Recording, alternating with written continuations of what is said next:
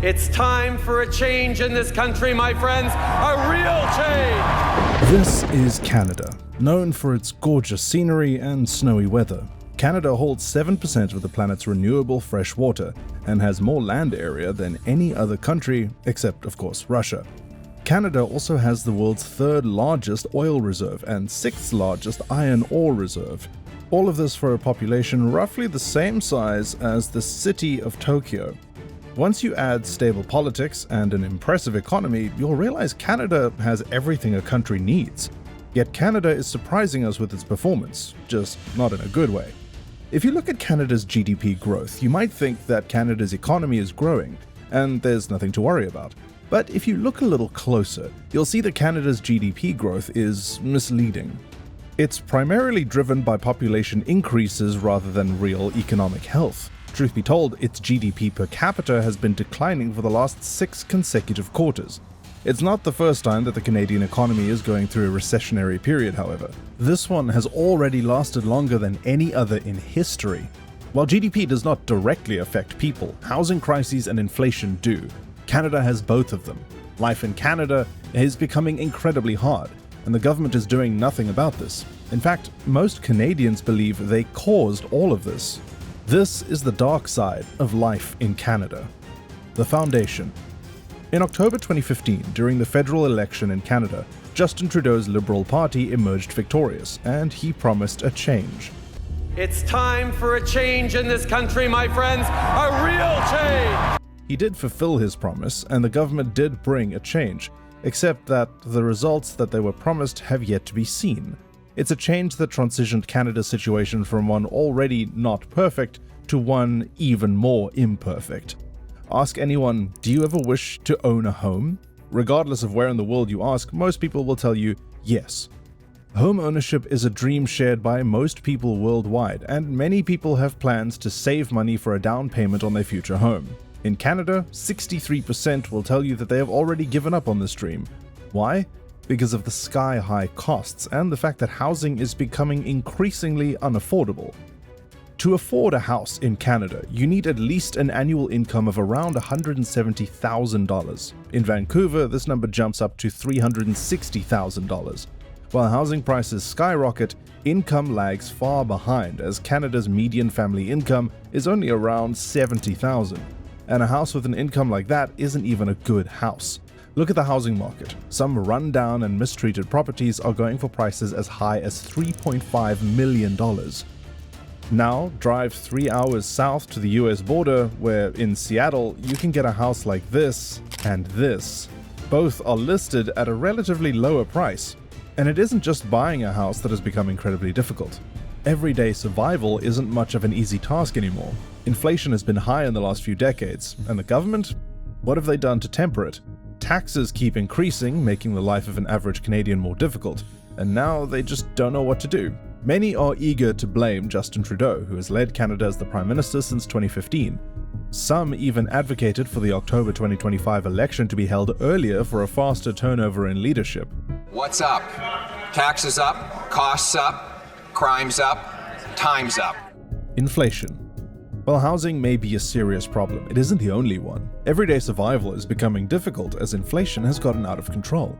If you ask the opposition about this inflation, they love referring to it as just inflation.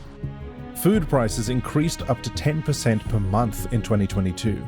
Although the percentage is down to 2 to 3% in 2024, the damage has been done. It's not just food that Canadians have to pay a lot for. Canada, if not the most expensive, has one of the most expensive telecommunication markets. Canadians pay more for a 20 gigabyte internet package than any other country, 7 times higher than France. By the way, if you enjoy learning about today's economic stories, be sure to subscribe to the channel. Although the government's mismanagement has contributed to inflation, another critical factor is the lack of competition. Usually, if one business becomes extremely expensive, customers move to one of its competitors. Companies know this, so they maintain their prices and customer service. Well, it's a bit different in Canada. In most markets, there is no competition. Take bread, for example. The Canadian bread market is dominated by just 2 companies, George Weston and Grupo Bimbo. Take a look at their sales. And now, take a look at the third largest company's sales. Another sector that drains Canadian citizens' resources is the banking sector. Canadians pay some of the highest banking fees in the world. According to one economist, Alain de Bossard, Canadian banks have done a very good job of extracting as many fees out of people as possible. To give you an example, Canadian banks even charge a monthly fee for keeping your money with them. And if you're thinking many other countries do that too, in Canada there is no way out of that fee. You cannot maintain the minimum balance or open a different kind of account. But why are there such unfair banking fees? No competition. There are only a few central banks in Canada, and starting a new one is next to impossible due to tight regulatory controls. I can also give dozens of other examples, but the point is clear. If you're a fan of Justin Trudeau, you might argue that this isn't his fault. A handful of entities have always dominated Canadian capitalism. It's not the job of the Prime Minister to start a bread company. But let's be realistic. Canada's situation has only worsened in the last 9 years, and something needs to be done about it. Housing crisis. Regardless of the region or country you look at, house prices are increasing, and the whole world is suffering from a housing crisis. But homelessness in Canada is much worse than in other parts of the world. According to a report published in 2022, house prices had doubled since 2015. Homelessness is at an all-time high. According to a government report, an estimated 265,000 to 300,000 Canadians experience homelessness every year. Although this housing crisis has hit the whole country, Vancouver and Toronto have been affected more than other cities. When real estate prices increase so rapidly that they become uncontrollable, the city enters a real estate bubble that can at any time, and the prices can come down instantly. In terms of how big a city's real estate bubble is, Toronto ranks at number 7, while Vancouver ranks at number 12. If this is how bad things are, how do ordinary people buy houses in Canada? It's rather simple. They don't, and just get stuck with rentals, which, by the way, is becoming incredibly hard too. Rent in Canada just keeps increasing, and homelessness is starting to become a real concern for more Canadians every day. The housing prices and rents are so high that even if you're doing well, a roof over your head might be too much to ask for. Lawyers. I saw a real estate agent living basically in a storage shed, who had a Rolex watch but was living in a storage shed. Rents, particularly in Vancouver and Toronto, have become so high that many students choose to live in vans. One student even flies from Calgary to Vancouver regularly because it's cheaper.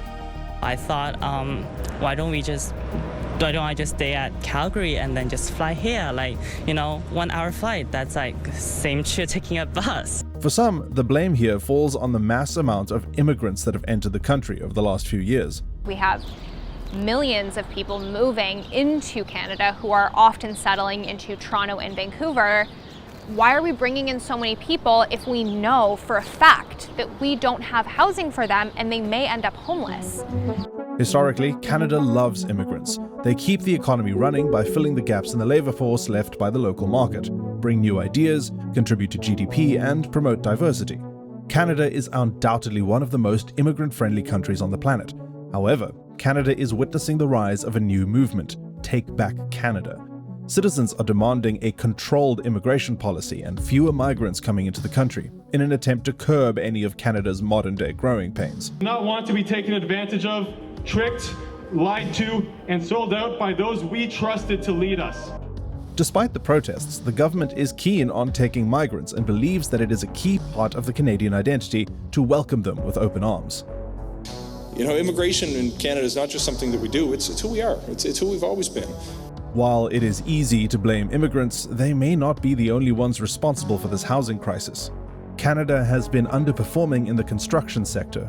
According to one report, Canada needs 5 million more homes by the end of this decade. For a country with a population of 38 million, it's just impossible to construct that many homes as quickly as is needed. We don't know if Canada will ever come out of the situation.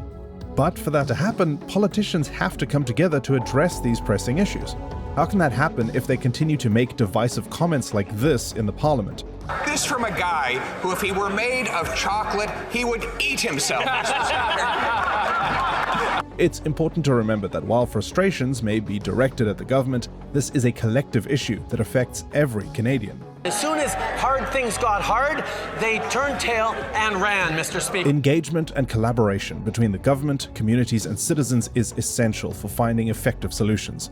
The path forward may be challenging, but it is crucial to foster dialogue and innovative thinking.